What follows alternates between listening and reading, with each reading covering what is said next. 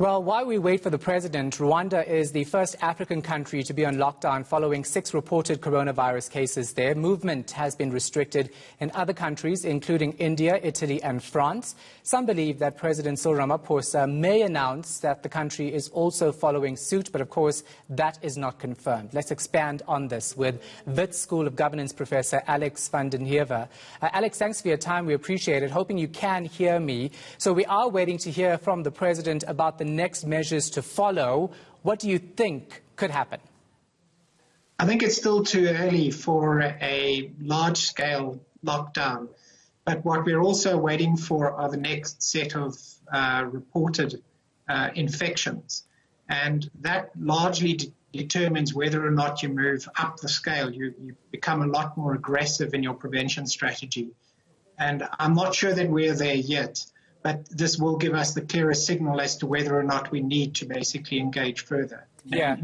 So we're looking at the regulations and how they're being enforced for the past week or so. If you look at travel into South Africa, Alex, there's still a lot of that happening. And that's one of the fears that people have. When then do we say we need to ban all travel altogether?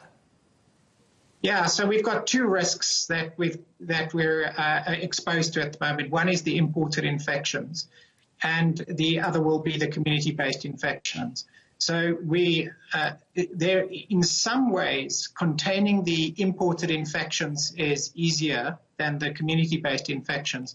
The question is really whether community-based infections have taken root, and I think that's really the big trigger.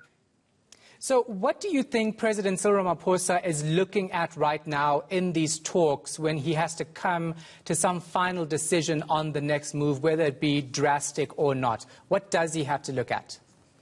Well, he has to look at two things. One is the health strategy and the other is the economic strategy. So he was meeting with business leaders today, and there's a very good reason for doing so.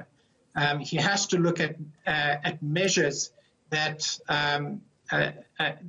essentially countermand the economic impact of the health prevention measures.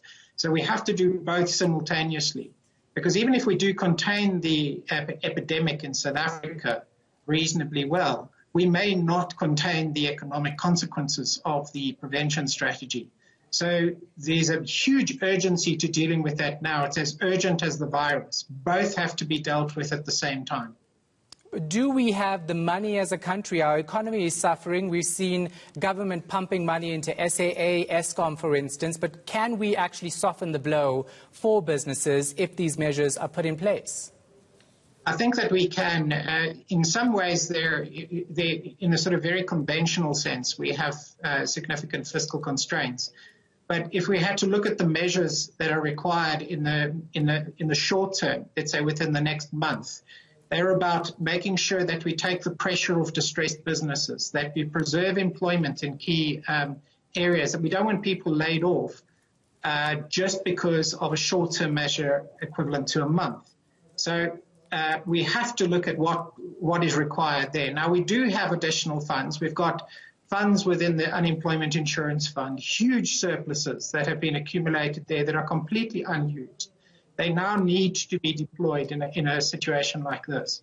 We also need to look at changing the structure of our government expenditure on a temporary basis, potentially looking at support through the social grant system. A lot of countries have looked at one-off increase in sort of transfers into low-income households and other potential distressed groups for a short-term period, up to 2 to 3 months. And those are the kinds of measures that I think are urgently need to be identified as a package and deployed within a week. So you look at countries like Rwanda, for instance, the first African country to go on lockdown, and they just had 6 cases. Would you say that's too drastic of a step? We have 240. We haven't reached that decision. Yeah, it's very difficult to say, because the balancing act is required. You've got to look at what are the economic consequences of the lockdown. What are the economic consequences of not doing the lockdown? It's very difficult to tell. I think that in South Africa's situation, we have introduced social distancing very early on, a lot earlier than the Northern Hemisphere did. So we're ahead there. I think that we might be looking at selective lockdowns. That will depend very much on what the surveillance is telling us. So if we see a particular area is a problem, you lock down that area rather than the whole country. But if you find that the epidemic becomes generalized, then you lock down everything. Yeah. So this is what I want to ask you about in terms of social distancing, because you mentioned it. There are many South Africans who are ignoring this, who are actually gathering and having parties as they please. And if they continue to ignore this, do you think government's going to put in stricter measures in that regard?